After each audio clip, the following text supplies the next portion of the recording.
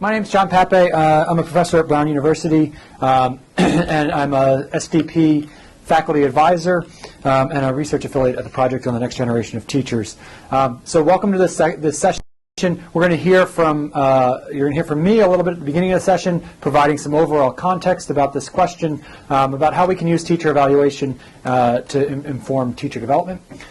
Then we'll hear from some folks at the Center for Great Teachers and Leaders, talking about how this works in practice and some of their emerging findings and tools to think about how to use teacher evaluation feedback for development.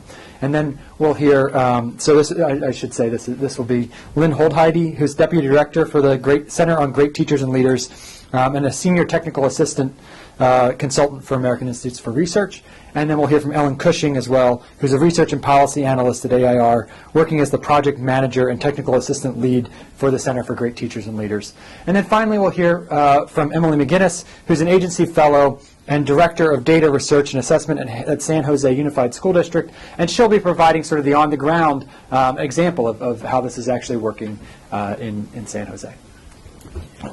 But I want to start by providing sort of a little bit big picture context, and I'm going to talk about a couple different pieces of work, much of which is joint work with Matt Kraft, and some of it which is also joint work with Susan Moore Johnson and the Project on the Next Generation of Teachers.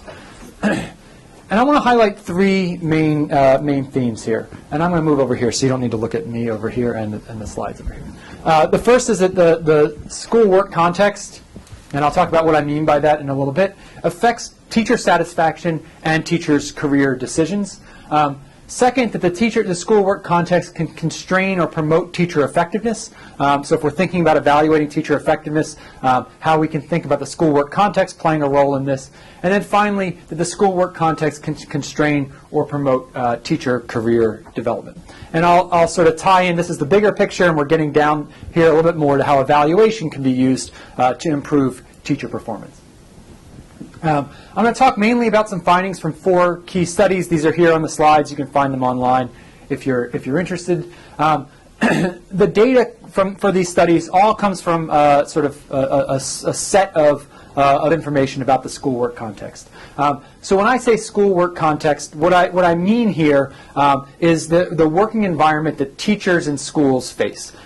Much of this is how teachers report feeling supported in their work environment from their principal, from their colleagues, as well as sort of the bricks and mortar type of context that they're surrounded by. Do they have books? Do they have a good curriculum? Are they in a school that has good facilities? What we find is that the interpersonal or the social dimensions of this work context seem to matter the most. So do you have colleagues who are supportive, who you can collaborate with? Do you have a school leader who evaluates you? Do you have a school leader who supports your development? And do you have is there sort of a culture of success in your school?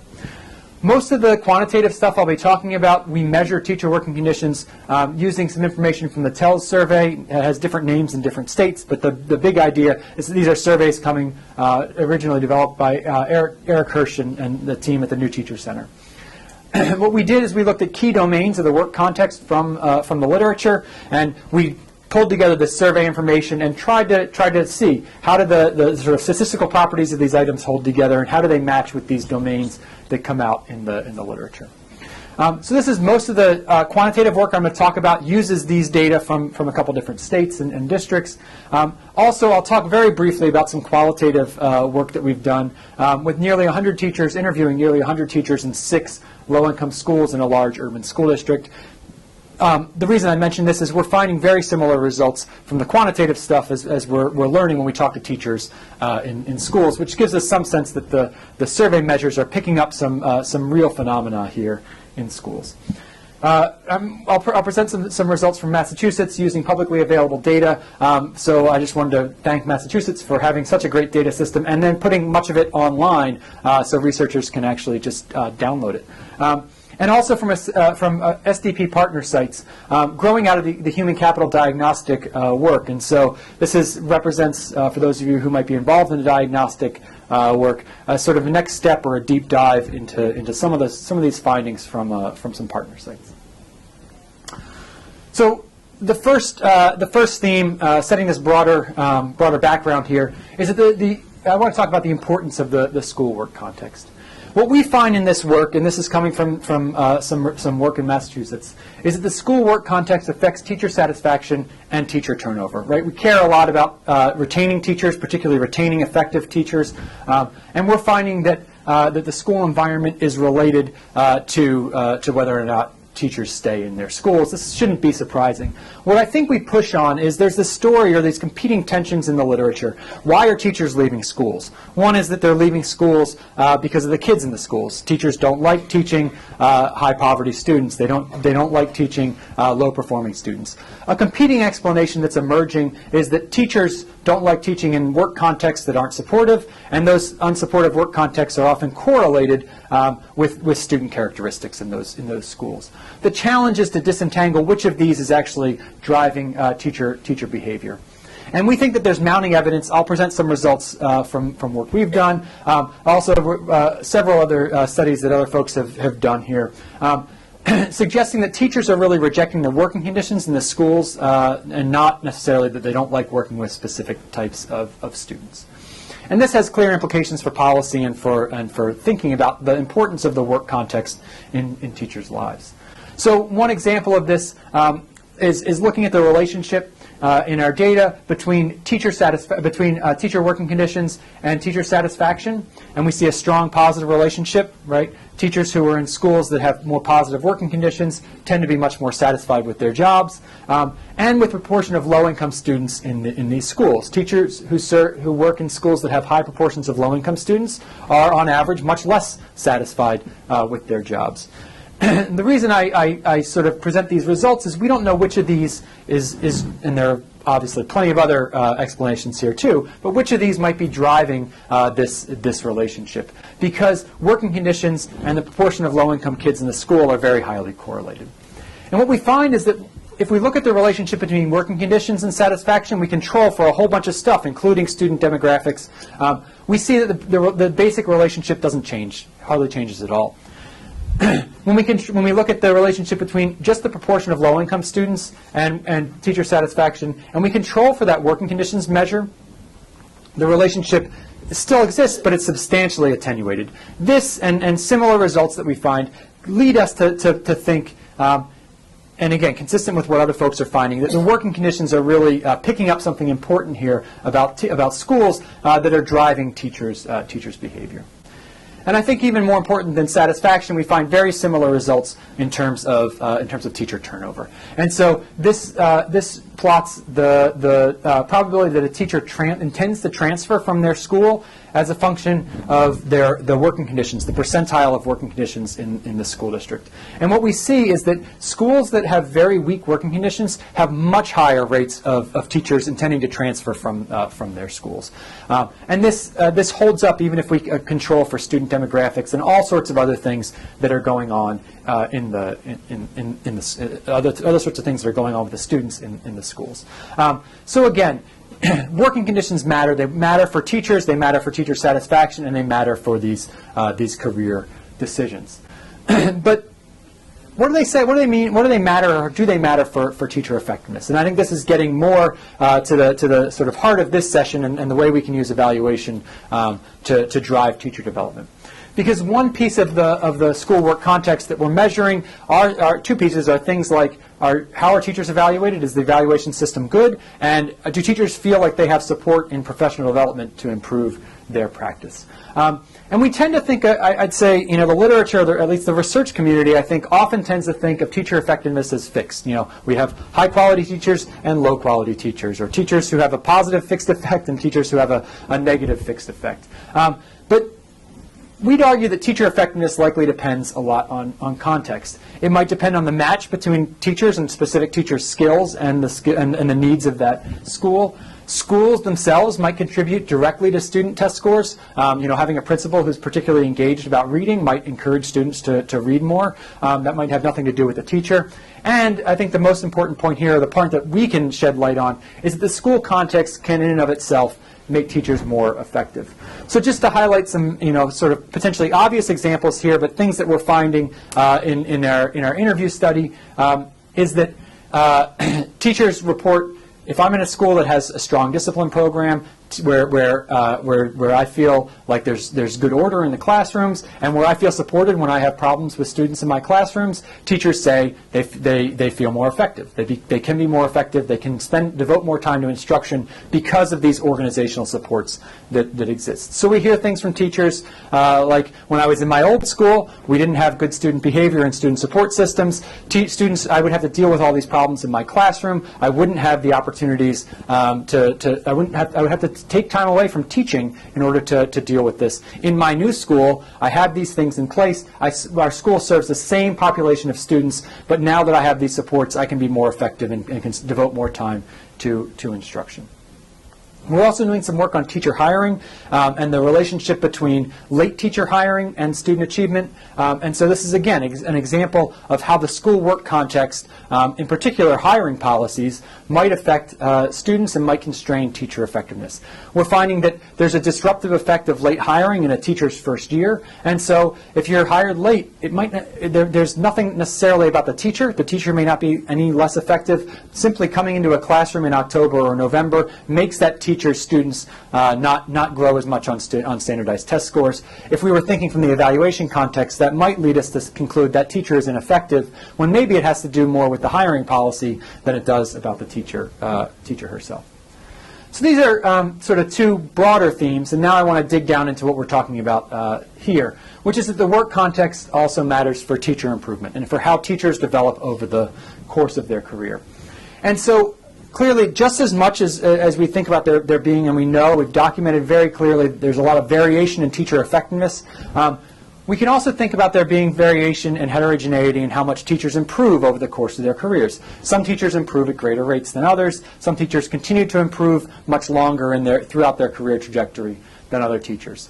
And so Matt Kraft and I did a study where we looked at whether more supportive work environments are associated with greater returns to experience early in a teacher's career. In other words, if you're in a more supportive environment, an environment where your peers say that teacher evaluation happens more, where your peers say that you get good professional development that they find valuable, and where you have strong principal leadership, where you have strong order and discipline in the school, all sorts of things like that, teachers improve at greater rates. So I want to just show you a picture here. What we show here is the returns to experience. So this is teacher experience on the x-axis, and mathematics achievement for students on the y-axis. And we see this sort of well-known pattern that's out there in the literature that anyone who's been in a classroom knows, right? In your first year, between your first and your second year, there's a tremendous amount of growth among teachers. And in the first few years of the career, there's substantial growth, right? Teachers, this makes good sense. Teachers learn how to do things better. But what we find is the blue line here are teachers in schools that are at the 25th percentile of the sort of supportive work environment measure that we have. And the green line here are teachers who are in schools that are at the 75th percentile. So this is about the school. And teachers that are in more supportive schools grow faster and continue to grow longer than teachers who are at less supportive schools. By year 3, that's a 12% gap in effectiveness, but this compounds, and so by year 10, it's a 39% gap in effectiveness. So teachers who are in more supportive schools, even if they started at the same place, even if they were as effective when they started, improve at much greater rates. And I should highlight, this is about 5% of the achievement gap between low-income and high-income students in the district that we study. So, this is not, we're not talking about the working conditions going to be closing the achievement gap in a single year, but these are substantial numbers. All right. So to put this together a little bit more, I think we're starting to know and we're starting to find emerging patterns that the school work context matters for teacher satisfaction, for teacher career decisions, for teacher effectiveness, and for how teachers develop over the course of their career. And teacher evaluation is a really, really important and growing in policy importance part of this context.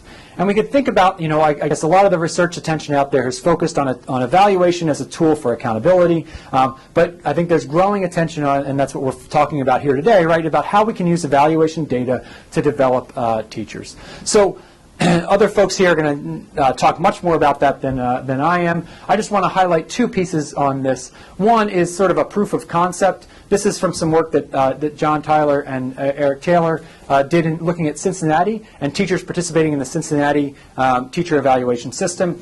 And what they found was this black dot here represents teacher performance in the year that they were evaluated. So teachers were bouncing around here, and then when they're evaluated, teacher performance increases, and that teacher performance, that increase in teacher performance persists after that teacher was evaluated. So I think this is really, really strong evidence that evaluation in and of itself can improve teacher performance, and that the improvement doesn't just come from sort of monitoring a teacher more directly, but it comes from building some skills that teacher has. So, you know, as we think about, you know, the lessons that we're going to hear about how this is working in specific contexts, I think that the one challenge is disentangling how this happens. What is it about evaluation that can build these skills? And so we're currently working with the John and Eric and I are currently working with the state of Tennessee, you know, with help from Tony and other folks, thinking about how we can try and dig into some of these questions. In particular, can we help teachers leverage the feedback that they receive during formal evaluations into sort of lasting improvements in performance by working together in collaboration? So this is building on some of these themes that in collaborative environments, teachers seem to improve at greater rates. And how can we use the data, the specific data and feedback that comes from evaluation to help do this? So our goal is to identify teachers who struggle in specific, I went way too fast, who struggle in specific areas of practice, using that evaluation data, matching people on specific indicators, pair them with teachers in the same school who have demonstrated success in those areas, and then encourage these partners to work together collaboratively throughout the year to deepen and develop each other's skills. We don't. The reason I didn't spend a lot of time talking about this is we have no results on this yet. We're hoping to have some results in the near future. But what we're hearing from we're doing a pilot study this year, and what we're hearing from the pilot study is that this is a promising approach for teachers on both sides of the partnership. And this echoes findings we've heard in studying peer assistance and review programs and other programs that are somewhat similar to this, that lower performing teachers learn a lot by working with colleagues, but higher performing teachers also learn a lot by working in partnership with their colleagues. Even if those colleagues, you know, are on average lower performing, they still learn something. Even just working in that sort of partnership or coaching relationship can help to refine their practice. So that hopefully sets some context. Now we're going to hear some more details from Lynn and Ellen. Thanks. Thank you. Do I need the mic? I think you do need the mic.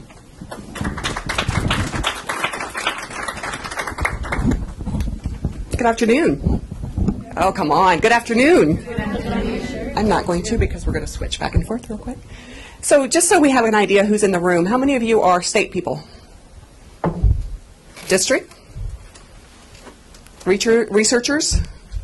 TA folks? Well, we're all TA folks, but specifically TA outside of the state and the district. Okay. So also, just to kind of get some context, just shout out a few things. What made you come to this session? What were you hoping to gain? What were you hoping to learn? Why did you pick this over all the other wonderful sessions that are here? Anyone? Yeah. We're actually working on a future veterans model in Kentucky. We want to know what happens after, you know, we find out future veterans is not as bad as they thought. What are we going to do to help them grow? Help them grow. Figuring out a system to help teachers grow and support after they've been evaluated and throughout. In Yeah. DC, how do we rebrand a system that's working but isn't perceived by our teachers as coaching and growing? Right. So how do we ensure that we're getting that? How are we getting rid of the fear factor and the yeah, sure you're going to help me grow. Evaluation Yes. Yep. Gotcha. What else? Yeah. I'm the partner national organization, and we've got very strong, what we think is strong teacher development, and we have what we think is strong teacher evaluation, but we want to better connect the two so that we know which ones are actually working the best. Wonderful. So not only thinking about how to pragmatically do it, right, but also thinking about how do you distinguish what's the powerful levers in making it actually happen. What else? Yeah. Just like the title of using teacher evaluation to inform professional learning. So I think for our district, we like our teachers resist the teacher evaluation, the scores, because it's all for state compliance purposes or accountability purposes. All can we turn it into a positive thing? Right. It's kind of how you sell the system, right? And so if they're thinking it's about compliance, then they're not believing in it. There's not a whole lot of credibility. But then you also have to walk the talk as well in terms of how do you make sure that you have a system that at the end of the day, once you've evaluated a teacher, that they fully feel supported along the way. So, yes. In Pittsburgh, I really appreciated what John was talking about, because in order to improve outcomes for students, we need to improve the quality of teachers, but also ensure that everyone is working in positive environments that maximize their effectiveness. Yeah, it's a cultural and a structural thing that need to be addressed. And a little bit later, we're going to go through an activity to help think through what all needs to be in place to really make this work. I think sometimes these are posed as alternatives to each other. At least that's how I feel in Pittsburgh, that we can't hold teachers accountable until we fix the climate and culture. Or by holding teachers accountable and by evaluating rigorously, we will improve the climate and culture eventually, because we'll have great teachers. And I appreciated and I'm interested in hearing more from the panel about how these things are compatible with each other and happen together, not as, Yeah, it's not like we can stop time, right? And then say, okay, we're going to change our culture before we move this along. So how do you do it as you're going along in both of those avenues? Very good. Well, as John mentioned before, I'm with the Center on Great Teachers and Leaders. How many of you have heard of that? We are primarily charged, we are one of 7 content centers within the country, and we are charged with serving regional centers and state education agencies, and really around educator quality issues. As you might suspect, most of our work right now is on educator evaluation systems, but we always try to branch it off so that we're looking more comprehensively at using these systems as a system to support teachers along the way. We don't necessarily always go down to district level work. However, what we do work with is states in figuring out how to support districts in moving work forward. Clearly, I pressed a button all right, I'm not going to go through that.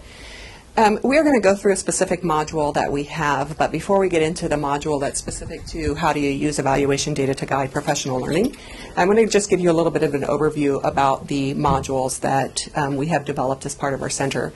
We have several professional learning modules, you can see them listed here, that we have put together to help improve capacity across the states in the country. One of the things that we're challenged with is we serve all 50 states. And one of our charges is to build state education capacity. Other than cloning people, that's a pretty hard thing to do, because we know that our states have limited capacity in the number of staff that are there. So we've developed professional learning modules that basically provide some guidance in these different areas. And today we're going to talk about using evaluation data to improve professional learning. But we've taken a look at we get over 200 technical assistance requests that we have served. And we take a look at that data and we say, okay, what is the biggest need that we're seeing in states and districts as they're working through educator quality issues? And we develop these modules to basically help provide a national picture, take a look at the research that's out there in terms of what needs to happen, as well as taking and learning from districts and states and what has been successful in their schools. So we've tried to develop a system, a training system. It's almost like a train the trainer module, where with every professional learning module we have slides, we have some facilitators guides with notes, talking points, etc., handouts, activities, pretty much the kit in the box kind of thing. The important thing, though, to note here is that it's a kit in the box, but it needs to be customized for your state, because you can only go so deep. And some of you heard me say this earlier in my other session, but the biggest thing we always are asked are, what are other states doing or districts doing, and what should we do? And while I would love to say in Pittsburgh you can take what you're doing and put it in Tennessee and it's going to work, it doesn't necessarily work that way, because you need to consider the context and the culture that you're trying to put something in. And so what we do is work really closely with the states and the regional centers in trying to take these professional learning modules and modify them to be specific to their context, so that they're kind of a starter, a jump start, if you will, module that states can use to provide training around in their districts to help move whatever the agenda is for that professional learning module ahead. These are all on our website, which you have information on how to get to, but it's www.gtlcenter.org. And all of our professional learning modules are there. So if you're interested in those, perhaps if you're doing student learning objectives, or you're thinking through how to align your evaluation systems with the Common Core standards and the instructional shifts needed there, any of that information you can go online and get those free of charge, and they're easily modifiable. So if you wanted to pull them down, they're in Word format, or you get the actual PowerPoints where you can take and customize them to your district and state. I'm going to turn it over to Ellen, but just to kind of give you a little bit of a heads up in terms of where we want to go. All of our professional learning modules are really 6 to 7 hours in length, so obviously we're not going to cover that in the next 10 minutes. But we are going to do a little bit of an activity a little bit later to help us think through, I can't see your name, but what's your name? Sam had talked about, we've learned a lot about what good professional learning is. We know that it's not a one-stop shop. We know that it's more getting involved and helping teachers and being alongside and helping them be a coach. But it's easier said than done, right? So we're going to walk through a little bit of an activity after Ellen goes through the PLM and talk through what needs to happen structurally, culturally, technically, et cetera, to try to make sure that this can happen realistically at a state and district level. Okay? And I'll turn it over to Ellen for a minute.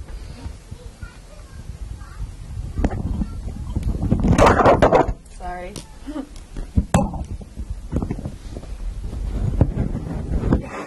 Wasn't a very graceful handoff, but we're okay. So as Lynn mentioned, this professional learning module is really a 6 to 8 hour full day training session, but we wanted to just give you the highlights about what type of information and the activities that are in the PLMs. We call them PLMs for short because it gets a little long if you keep saying it over and over again. So basically, what I was excited to hear from some folks from DC and others is that we want to move this conversation away from just using evaluation systems for an accountability measure, but really to informing professional growth and professional learning for educators.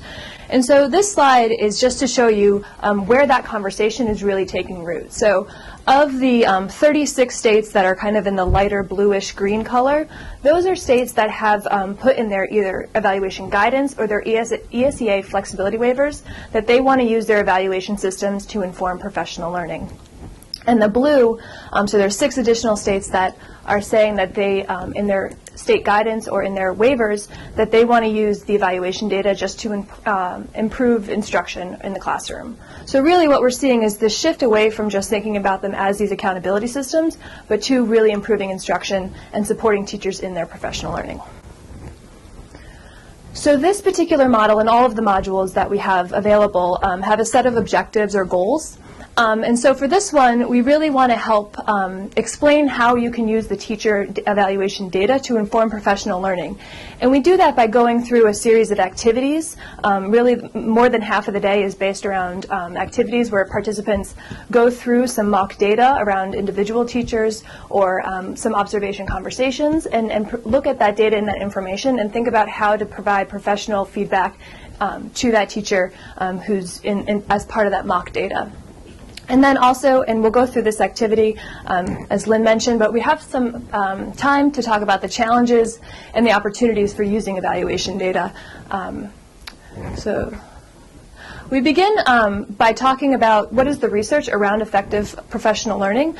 So we really want to make sure that everyone has a common understanding and a common language about what professional learning and what good professional learning looks like for teachers. And so we begin the module by just talking that it should be focused on the content that the teacher is teaching, as well as provide opportunities for how to explain or teach that content better in the classroom. It's also professional learning should be active, so teachers should be engaged and have opportunities for collaboration with their peers and some group learning. We also know that effective professional learning is not just this one-shot, one-time workshop, but rather something that's ongoing, it's job embedded, and it's also differentiated for teachers. So everyone has the opportunities to work on those, that content or that collaboration with teachers in the subject and grade areas that are relevant to them. So again, this module, it really lays the base for some common language and some common vocabulary amongst the participants. And so this is an opportunity where you can customize it if you're using different measures or data sources in that column in your districts or in your state. You can change those out and make sure that they reflect what measures are being used in your evaluation system, and also what evidence or examples are being collected to meet that measure. So again, it's just supposed to provide that common understanding, that common language, but also be contextualized for your state or your district. So this slide is what we call the evaluation data use cycle. So it's that annual evaluation cycle about what happens during the school year. And so it's an opportunity, or these natural entry points, for teachers and evaluators to meet, to come together, and think about where are those opportunities to look at what your evaluation data is saying, to and analyze that information and create a professional growth plan, or to modify an existing professional growth plan. And so the module actually spends most of the day going through each of these evaluation steps, is what we call them. But really, so there's, at the beginning of the year, you have your self-reflection and your goal-setting period. This is, a lot of evaluation systems have a professional development goal, a professional development plan as part of that evaluation system.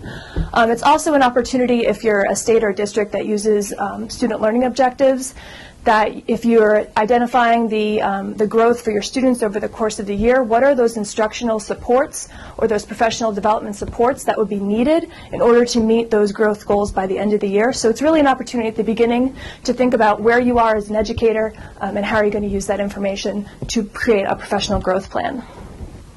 The next kind of natural entryway is around the formative evaluation, so kind of ongoing during the school year when you're getting those post-observation conferences or some formative assessment data from your students, looking at that information, and again, either revising your professional development plan, making some strategic changes if you identify a new area where your students might be struggling, but using that information to again modify or create those professional development supports.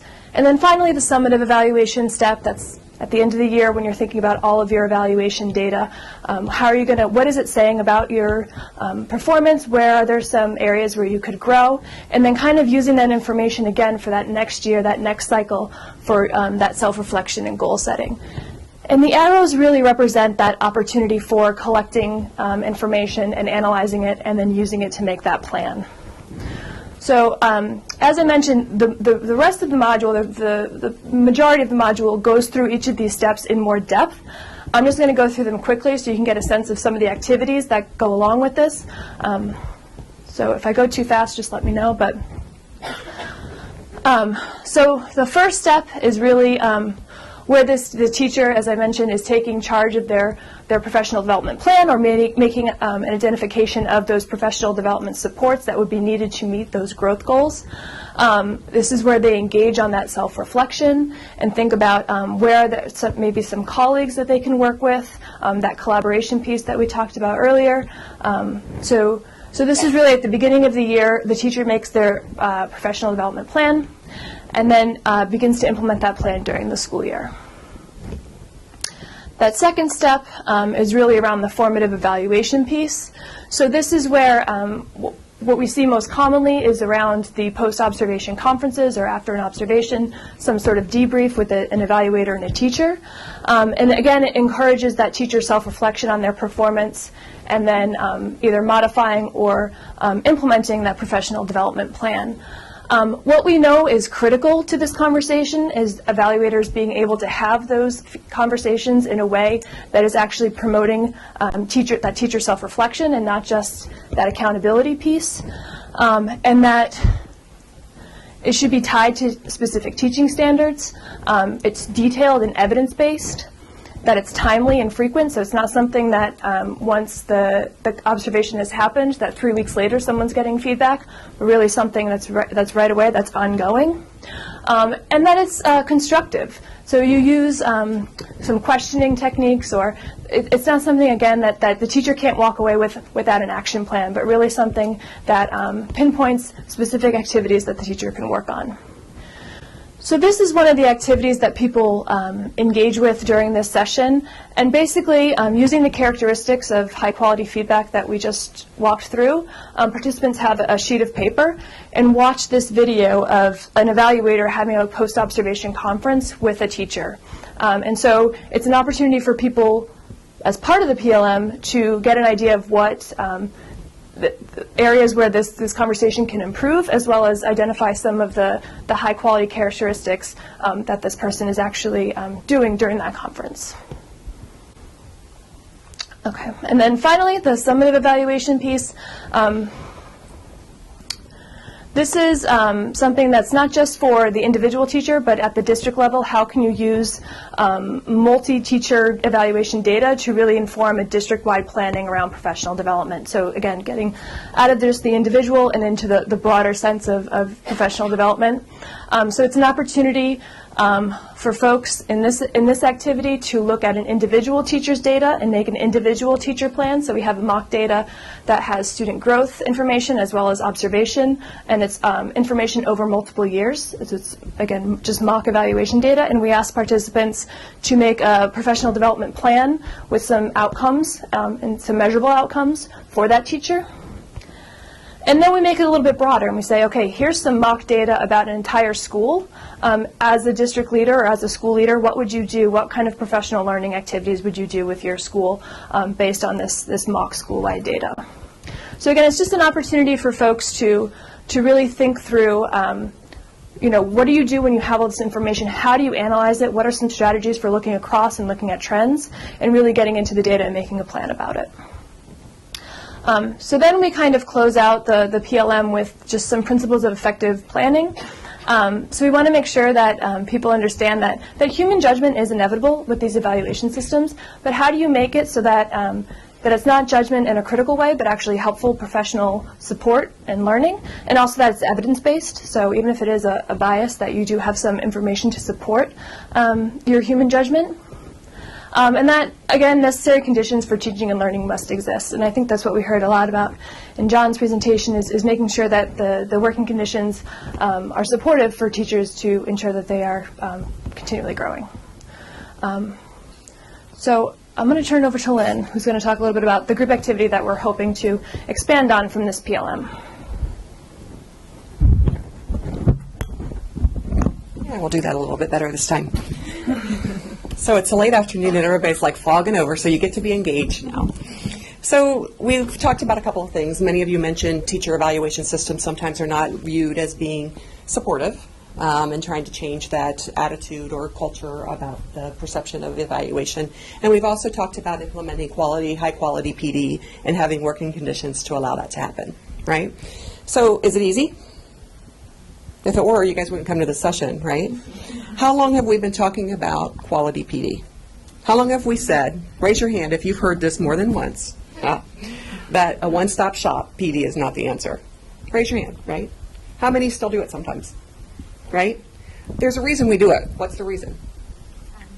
Time. It's easier. Logistically, it's a heck of a lot easier to bring somebody in for the day than to try to figure out how to give me job coaching in the middle of the day when everyone else is teaching, right? It's less expensive. What else? Policy barriers. Policy barriers. All right. So let's talk real concrete then for a minute. Each of you have Post-it notes on your desk and markers. You can use a pen or a marker or whatever. But I want to do just a brain dump for the next minute. And I want you to articulate what are the primary challenges that keep you from being able to use evaluation data to provide high-quality, targeted professional development. You mentioned some policy limitations. What are those? And as you write them on your paper, we're going to do this really quick.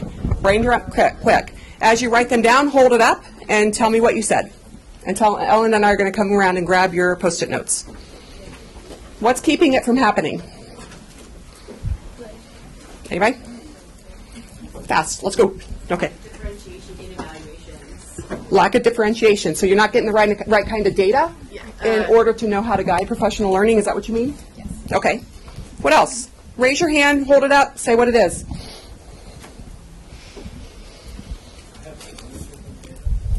Ownership. Explain what you mean by that.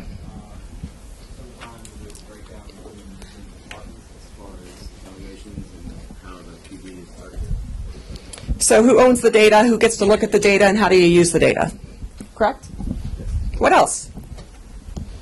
Oh, come on, there's more than that. Related point, we're in our first year of this, and we're still fighting about how how you're allowed to use the data, how you're allowed to share it out. So I think we'll put any data out. So there's an attitudinal or a trust issue that is still happening there. Can you just write trust so we've got it? Oh, he's got it, trust. Okay, what else? Principal resistance, In what way? sharing data of any sort of their own observations with more people, so it's part ownership, it's part sharing it with teachers, I guess. Is the fear primarily that they don't want to harm their teachers and or they're not comfortable with what the process yet? That you'd have to ask them. My perception of their thing is that their gut is better than any data. So they're not quite believing the system yet. Okay, what else? Feedback off of what Rachel said. I know in my particular state that people are often afraid of like Big Brother watching over them. If we're looking at evaluations that might be a little bit tricky. Right. So you're sharing data and all the next thing you know, it's going to be up on a public website where my kids and my classroom's parents are going to know exactly what it is, right? Yeah. So a trust issue around the data sharing, plus kind of a technical issue on who owns the data. Back to your point back there, and who owns the data as well. Yeah. Resource constraints, time, expertise, and lack of data literacy. Very good. I don't know, does everybody have a big pocket money just sitting around waiting to be used? Usually a problem. What else? Access to a variety of high-quality PD options. So access to them, meaning that they're not available with your district, or it's really hard to come up with them, funding, all of those things together? Okay, what else? Sometimes I think timing is also crucial. I think our teachers get a lot of people down at the beginning of the school year, but like they don't have that professional support throughout the year. And actually, that's the time when you need it more than any continued support. So when you get like an external agency comes to do the PD sessions, it's usually just one time. Right. And it's gone. So what do we know about adult learning? Even student learning for that matter. I don't really think it's a whole lot different. But you only do it when, well, changing behavior is hard, right? Very difficult. And when are you propelled to do it? When you need it. So if you're being supported at the beginning of the year and Johnny's flipping out in the middle of the year, is that really helping you? Because it's not really contextual. You can't put it into practice right then and there, right? Good point. Do you have it written, something to that nature written? It's a good one. So like I've seen sometimes just the external consultant did not necessarily know the district. Yeah, so you can hire me to come in, but then people don't really believe it because they think that you just go off in your ivory tower and don't really know how to deal with the kids that we're dealing with. Very good. Did you have something? Okay. Here, I'll throw it. One more. I wrote an endless search for solutions that are win, win, win, win, win, win. And what I mean by that is that if we were really serious about things like differentiating support, then some teachers would teach less classes, but others would have to teach more classes. If some were going to have, if we were going to provide more time for teachers that are performing at lower levels to get really serious interventions, then other teachers might have to teach larger class sizes. Teachers in high need schools would have to be treated differently than others, but those are not inevitably, in a resource constrained environment, not going to be win-win-win for everyone, right? And I think we're not asking some of those harder questions.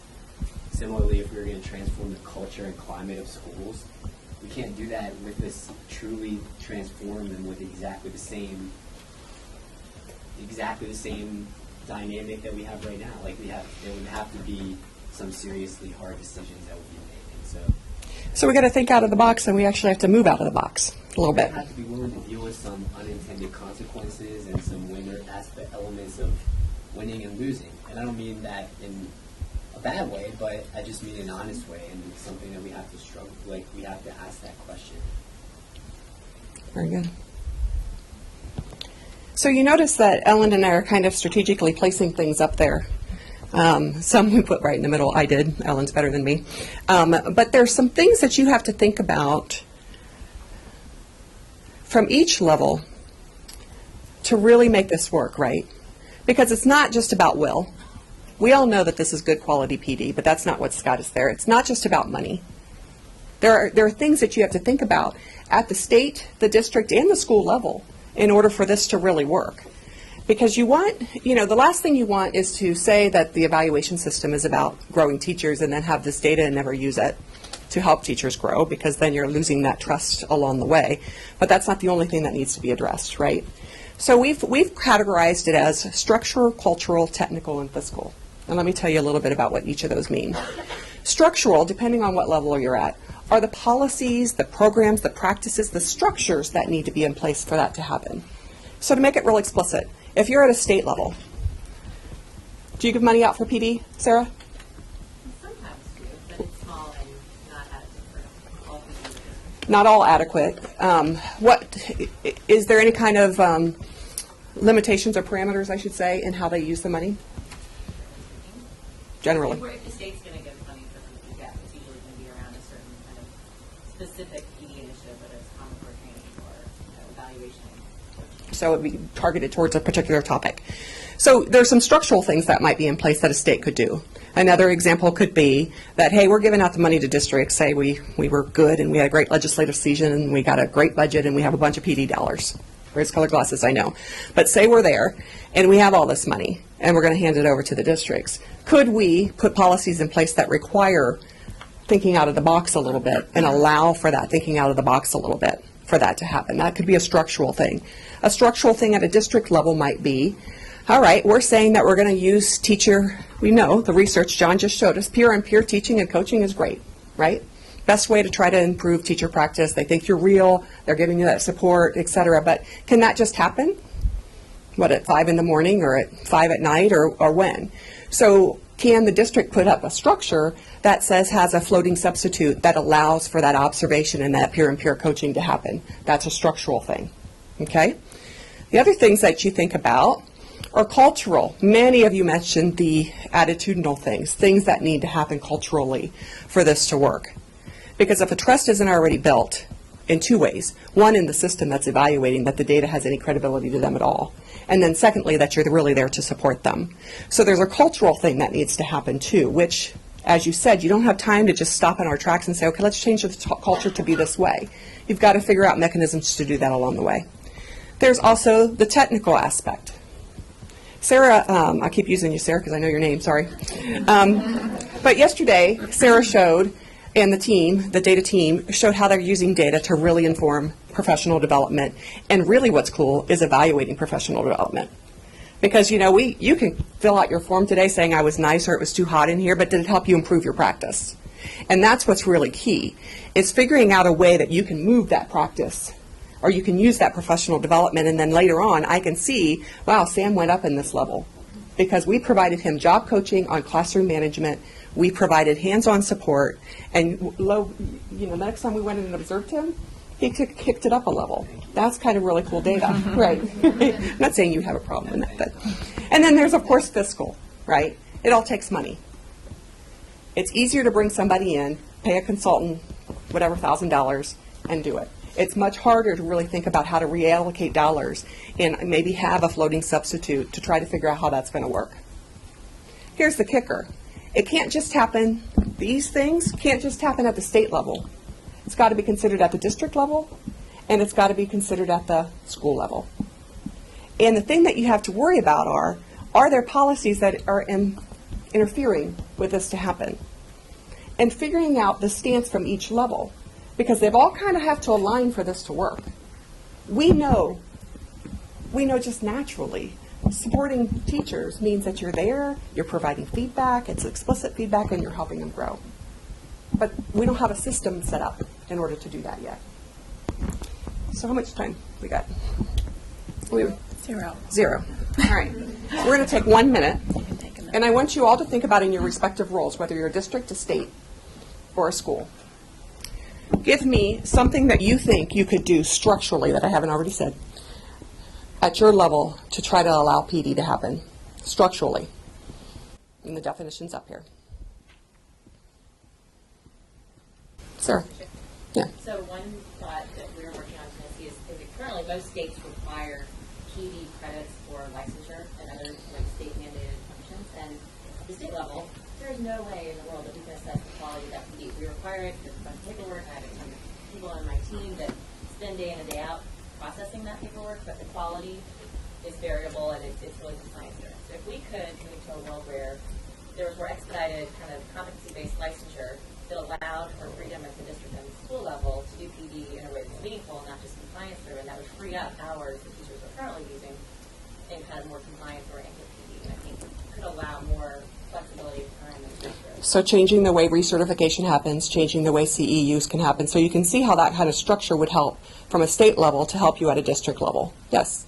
I was just asking a question. I thought about linking about the performance results to that, so that teachers who are performing at high levels aren't required to go through all those. That's exactly what I'm saying. And we're kind of in the process of working that through with our Right. legislative body and our state board.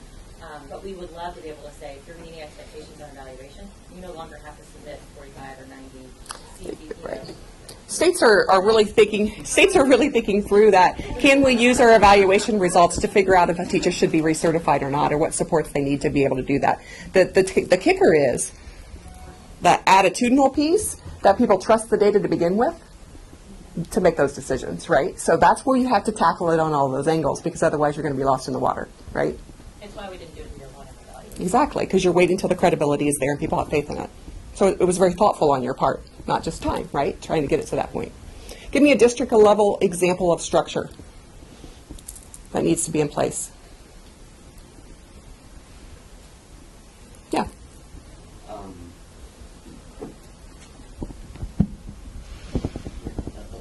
Creating the ability to differentiate teachers' schedules and use of time in more interesting ways.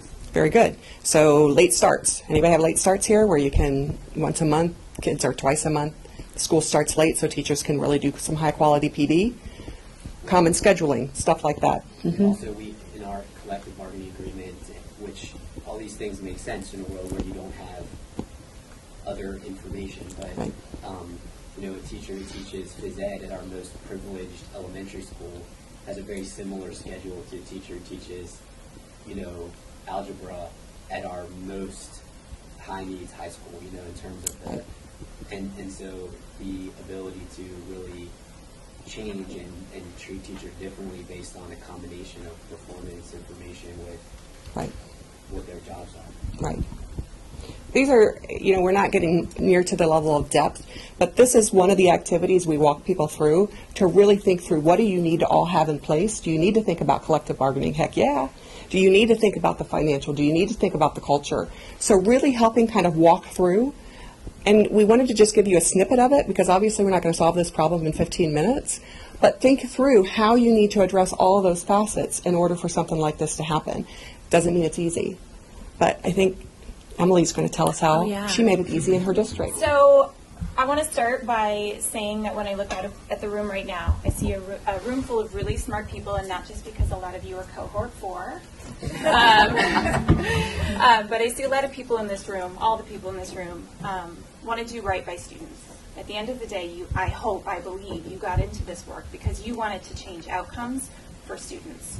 And I also want to recognize that you possess a set of skills that are unique, because I came up through the world of education, and maybe some of you did as well, but I started as a classroom teacher, I was a librarian, I was a teacher on special assignment, I was an assistant principal, I was a principal, and then I became a director.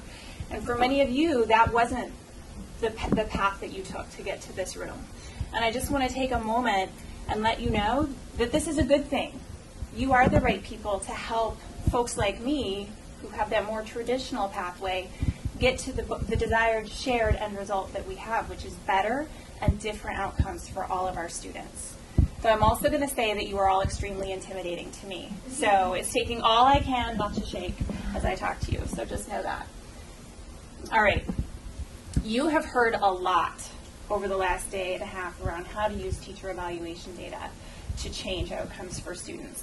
And while I would love to think that I am going to drop something earth-shattering on you right now, or revolutionary, where you're going to run out of the room and say, yes, this is it, truth be told, I think you're going to find that a lot of what I'm sharing with you right now actually aligns and overlaps with what you've already heard. And as a former principal, I'm just going to say that what John and Ellen and Lynn have shared, it actually is quite validating because it aligns with that gut feeling that most principals have. So what I've heard over the last day and a half, and especially in our fantastic session, just going to say it's the best one, is it's absolutely right on. All these things are true, and it's extremely validating to see the research bear it out.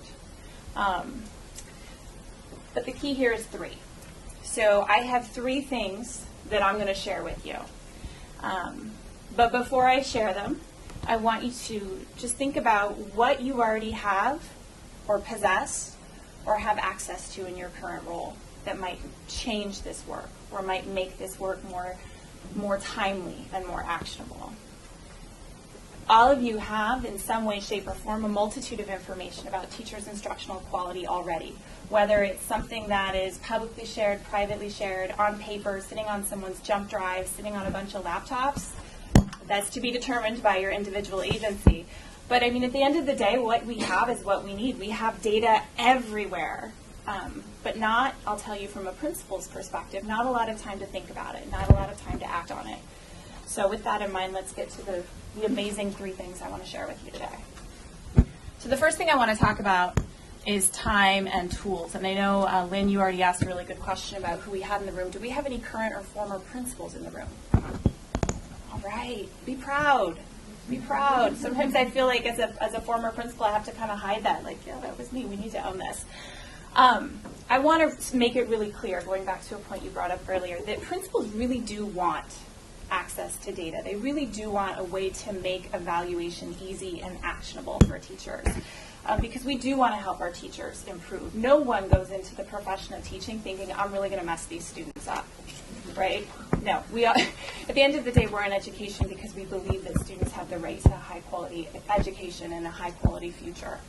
But to fulfill that need and to support our professionals, the teachers who are left alone with students, right, in that room for 6 to 8 hours a day, we, and by that I mean all of us in the room, need to work from the perspective of what is it that my agency has stated either explicitly or implied that what are the priorities in this work? So odds are you come from an agency that has a strategic plan. That strategic plan very well could surface what the instructional priorities are for your agency. If you don't have a strategic plan, I'm going to encourage you right now, be brave. Stand up when you get back to your central office or your office space. Walk down the hall, find your curriculum department, find your instruction department, find your professional development department, and sit down and pick their brains. Find out from them what their priorities are. Because whatever data you're trying to collect, whatever systems or tools you're trying to create for principals and ultimately teachers, it has to align to what your agencies are already doing. Because otherwise, you're not going to gain a lot of traction and you're going to end up feeling extremely frustrated. So be brave.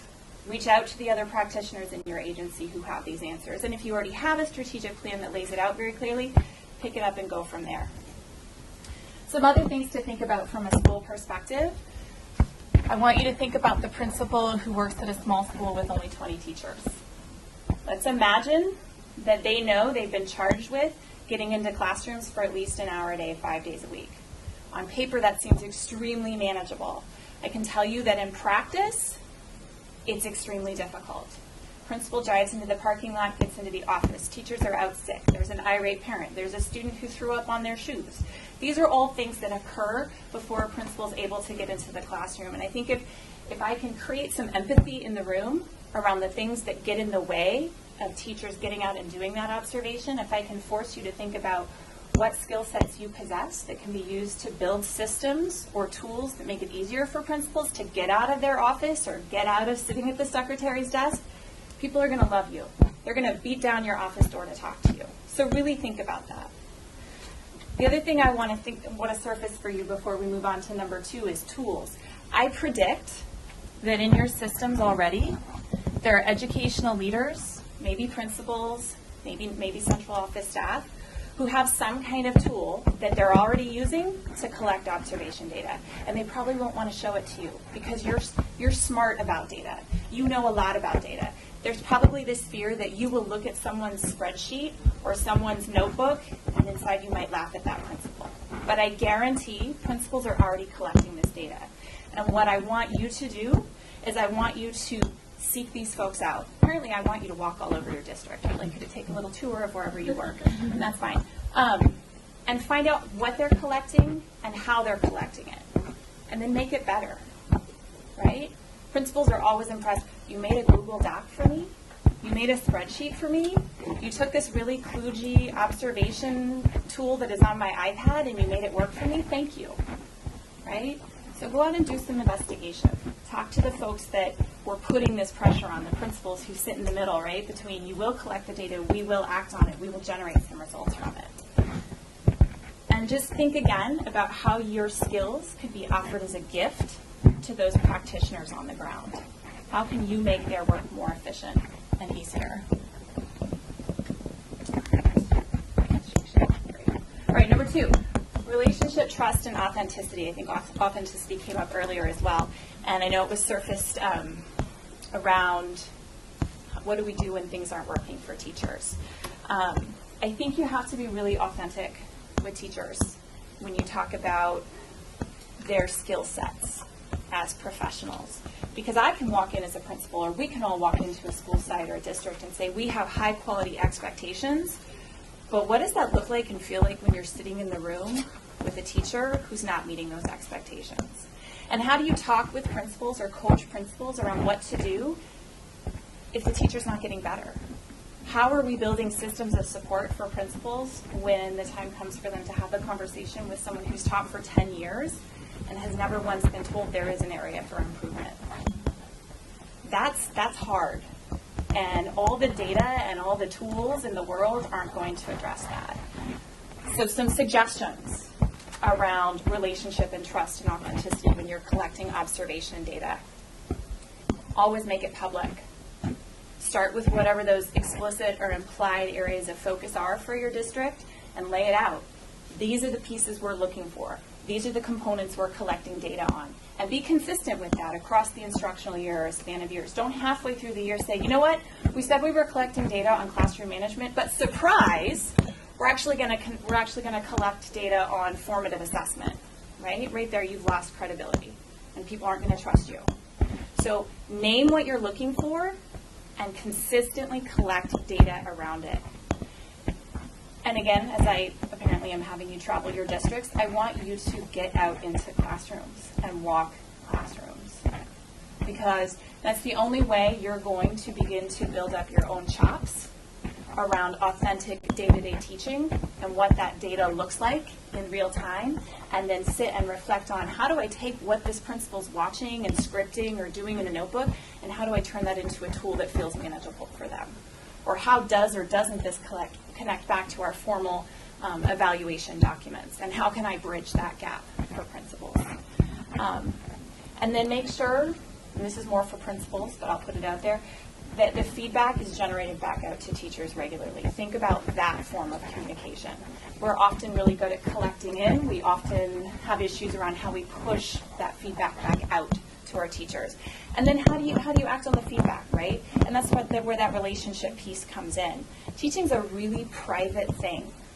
I bring in my students, I shut the door, and I'm alone, right? So when we talk about building relationship and trust, something else to think about, and it's been mentioned in this session and in others as well, is it shouldn't just be one person observing 4 times a year.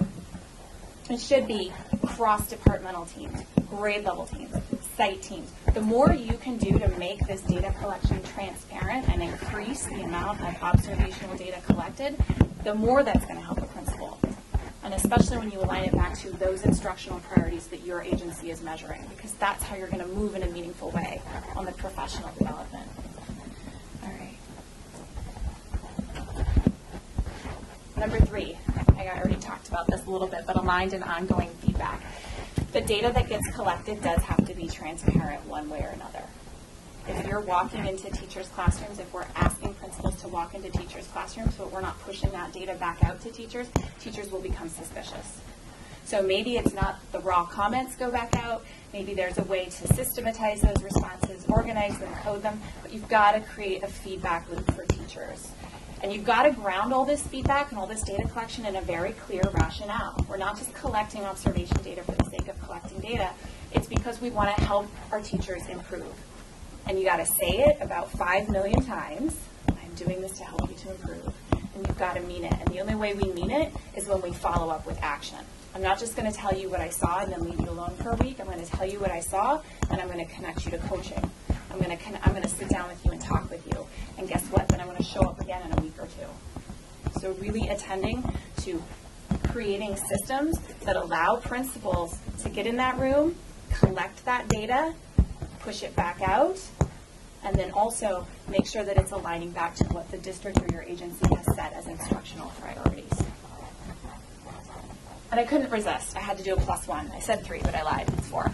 So this is borrowed from Deming. Inspect what you inspect. I would say it's prioritize and inspect what your agency expects, right? If you take nothing else away from my amazing visuals today and my humor, it's find out what your agency wants to really gather data on and then figure out the easiest way to do that for principals. And I guarantee they will share their data with you, I promise. All right, so thank you.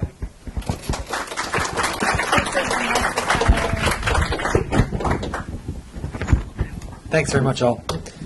So Cynthia Pollard from the Center for Education Policy Research is going to moderate our discussion now. And I think we have 2 goals for this.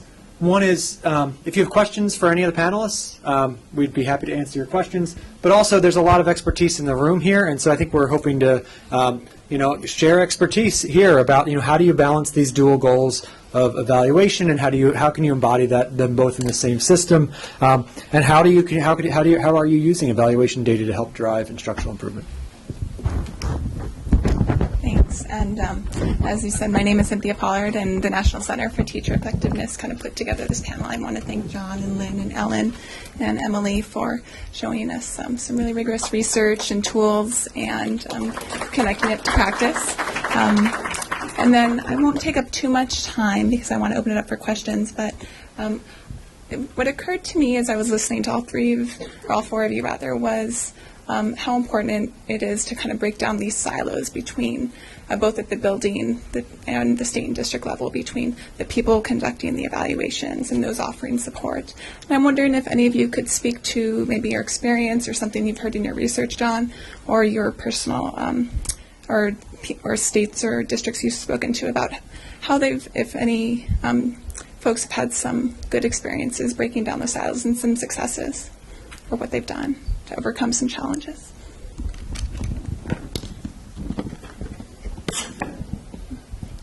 Or if anyone from the audience has had some particular experience in creating some collaboration between those departments that maybe traditionally offer support and evaluate. So I'll start. It's so easy to stay in silos because we're busy, and we all have our own little niche, and whether you're at the State Department or district level, you've got a job to do, and it's often hard to think the other way. But I'm going to follow up with what Amy just closed with, and that being strategic and having a common mission. And, I used to come from the notion of mission statements are a waste of time, honestly.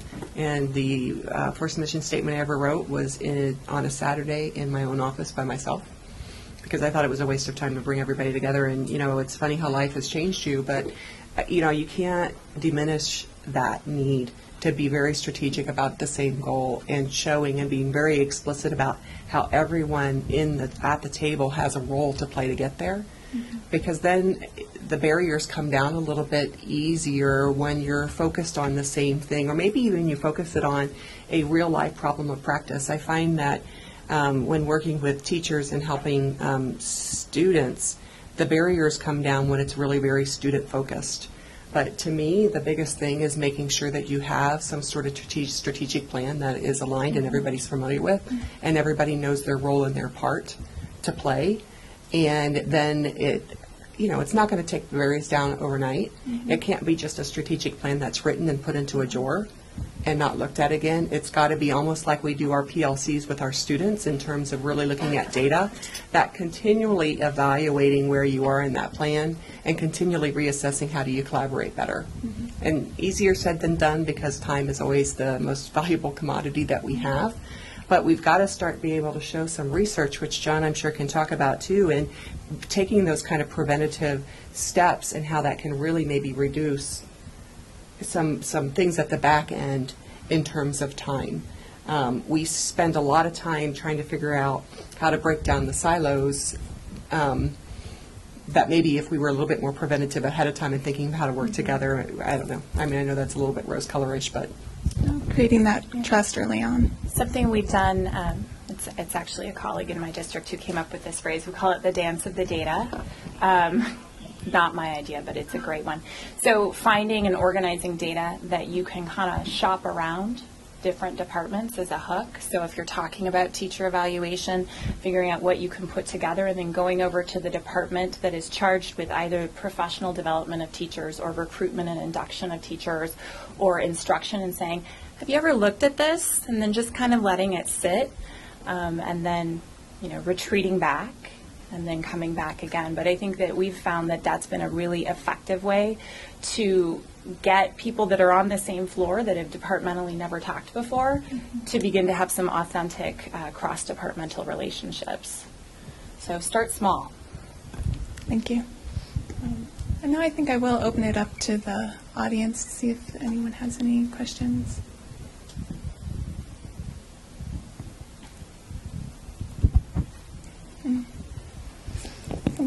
Oh. Eli?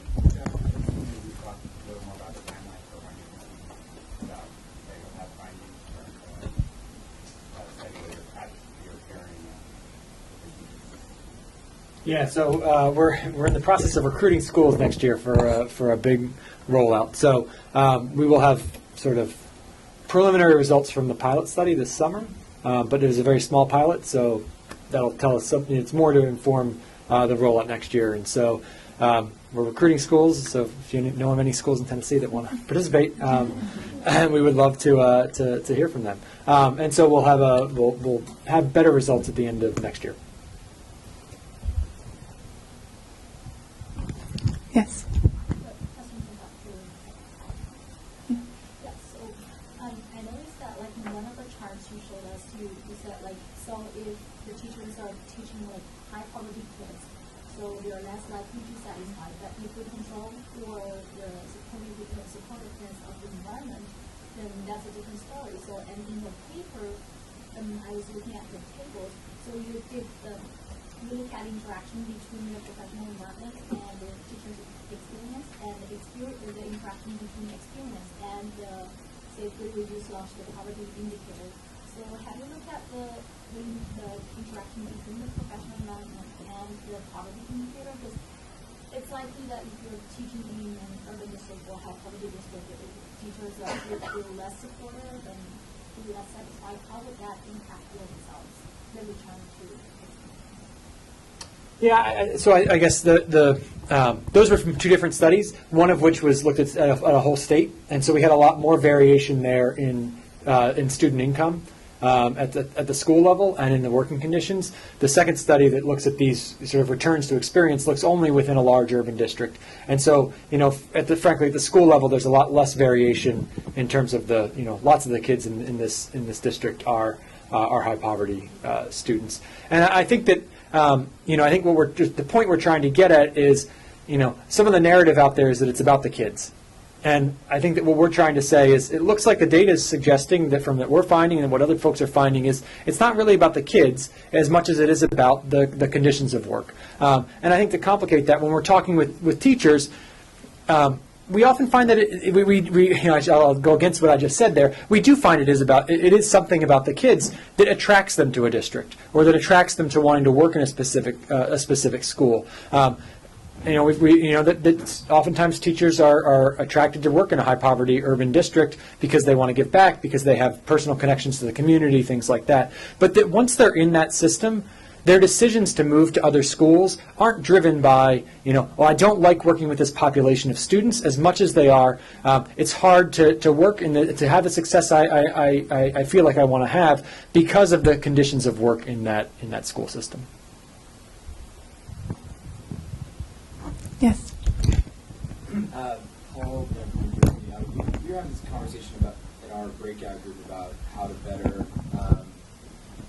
embed professional learning into the system. And I guess my question is, has anybody gotten this right in terms of right when they roll out an evaluation system, really making it feel like professional learning is truly the equal goal from the beginning? And I ask that because I think there's an inherent conflict that we all face when you start a system like Tennessee or DC or us in New Jersey are facing, is that the compliance element and the need to have rigorous evaluation is real because we don't feel like we necessarily have the people to do the professional development the way that we're talking about here.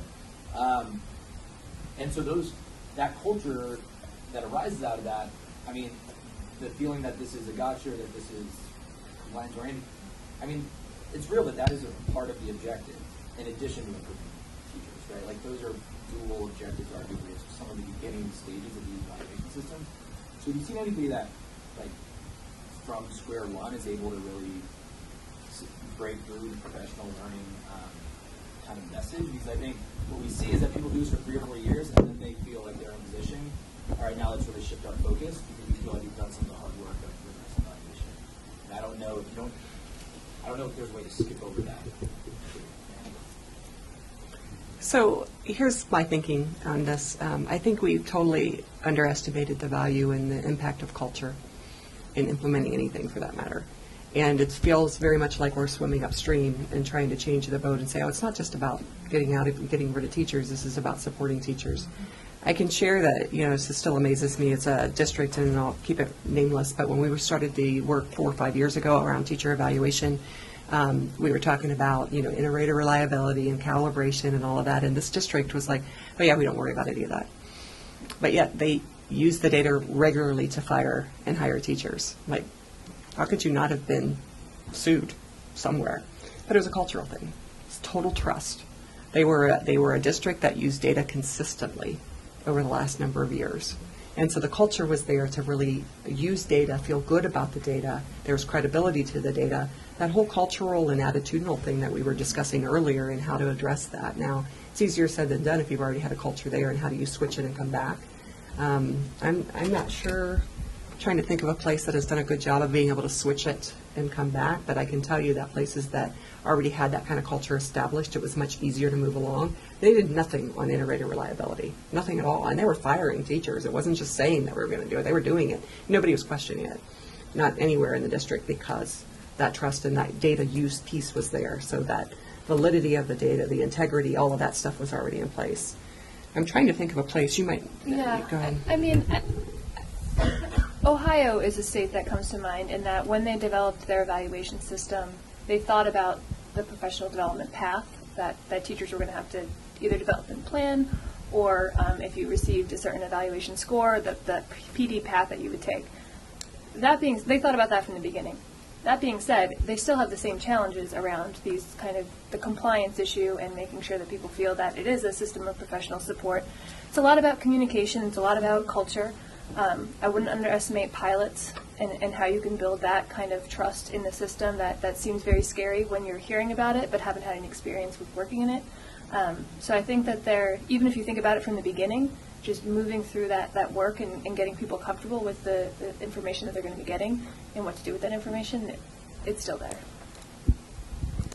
My sense is, I guess my sense is you're right. I mean, I haven't studied this as comprehensively as you guys have, but it does seem like there's this developmental phase in rolling out these systems, and I don't think that's just true in the past 5 years of activity where we've had this big flurry of reform. But if you look at evaluation over the past 100 years, I think we see the same thing. There's a lot more attention both from the research side and from the policy side on getting the rating right. And if you're focusing on getting the rating right, making sure we're scoring accurately, I think that that lends itself more to thinking about the accountability side than the development side. And so I think that once folks get the rating right, then they think, well, we need to figure out development, and so it sort of naturally seems to flow behind that. One model that we've seen that's worked is we did this study a couple years ago at peer assistance and review programs, and these are programs that are not district or state evaluation programs. They're only for certain teachers in these schools, particularly low performing, all novice teachers, and often low performing or struggling veteran teachers. And I think the key feature of this is that these were systems that were often put in place with support or even driven by the teachers union that was saying, as we don't want members of our collective bargaining unit who are not doing the job, and they're hurting our other members of the unit, and we need to find a path to support these folks to improve them, or if that doesn't work, that we can counsel them out. And I think that those models, not to say they aren't bumpy when they start, but I think those models, if done well and have support from the administration and from the teachers union, can do a pretty good job of balancing and incorporating from the beginning this development goal with the goal of accountability. Because these are in some ways higher stakes systems than just an evaluation system. You don't just get a low score. If you don't improve, you get fired. And the teachers union is saying, yeah, you're fired. We're not. The teachers union is not necessarily fighting tooth and nail to give that teacher a position. And I would just add, you can never underestimate the value of a high-quality communication plan that you stand behind. So it's not lip service when you say support, it is support. And then going along with that, whether it's peer assistance review or whatever support system, make sure it gets delivered on. Because the first time that support system fails to deploy, you have a huge issue that you may never recover from around evaluation. So just if you're saying this is about support, be ready to deploy the support for teachers immediately. Otherwise, you'll continue to get caught in that cycle of fear and distrust.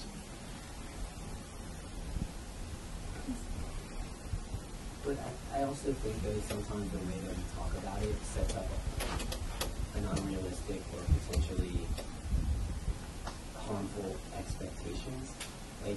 Because if the system of evaluation is working well, the feedback that teachers are receiving through it in itself is developmental, right? And should be focused on growth. And what we heard from teachers in Pittsburgh consistently before we started this work was that they weren't getting meaningful feedback that was helping them improve.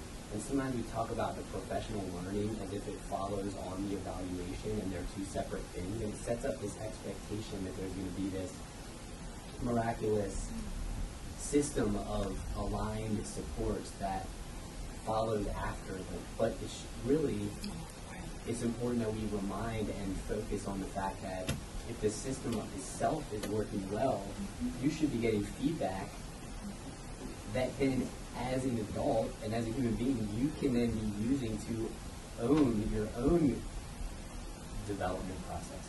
And then aligning those supports to it is another layer, and it's important, but it's not the primary, the feedback itself is like, you see, Well, I think at the heart of it, it's the relationship between the evaluator and the teacher.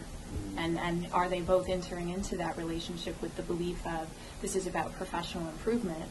And if either of them or both of them come into it from the perspective of this is about compliance, right, then that's kind of getting at what you're saying. So there has to be a belief that both people engaging in the process are there to help the professional improve. I think what you mentioned about process, there's process and then there's process, right? There's process that, make sure we dot our I's and cross our T's, right, to make sure that we're covered. And then there's process that this is really about growing and developing teachers and providing that immediate feedback along the way. And I think the more that we think about this as an event that happens to a teacher and not just a continual activity that should occur regularly, like getting out into the schools and having those discussions and opening up a culture where you do get feedback and it's okay. And seeing that feedback really leads to improvements in practice, and there's follow through. Coming through and saying, Lynn, you really aren't very good at that, and never seeing me again for 6 months, and then I get a 2 out of a 5 or whatever it is, isn't going to help me move. It's more about that consistent opportunity to be in classrooms and provide that feedback. And sometimes I think we've made it so structured and so that we're forgetting, common sense, right? I mean, the best thing to do is to be in there with the teacher and watch and say, wow, you did, just like you would with the students. This is something that we want to improve upon. And so there's the little process and the big process, in my opinion, and we've got to concentrate on both and continually have that message. And I just wanted to follow up on the communication piece. I can tell you in work that I've done, that's the hardest thing to tackle, and it's almost the thing that's always pushed aside. And that'll kill you from the onset, no matter how wonderful you are. If it's not being communicated and teachers don't see how it fits, you're going to have an uphill battle. Can I just add one more thing? I think what you're saying, too, is it's important to have the expectations or the roles of the teacher in this process and also of the district or the state in providing support. So if you're understanding that the teachers have responsibilities in their own professional learning, whether it's taking that feedback and developing their own plan or just thinking about how to make those changes in the classroom as well as providing the supports, it's kind of a dual responsibility there. One last question. Two. Urban Teacher Center, I'm a data fellow. It's a residency-based teacher preparation program. And a question I had that kind of follows up on this conversation.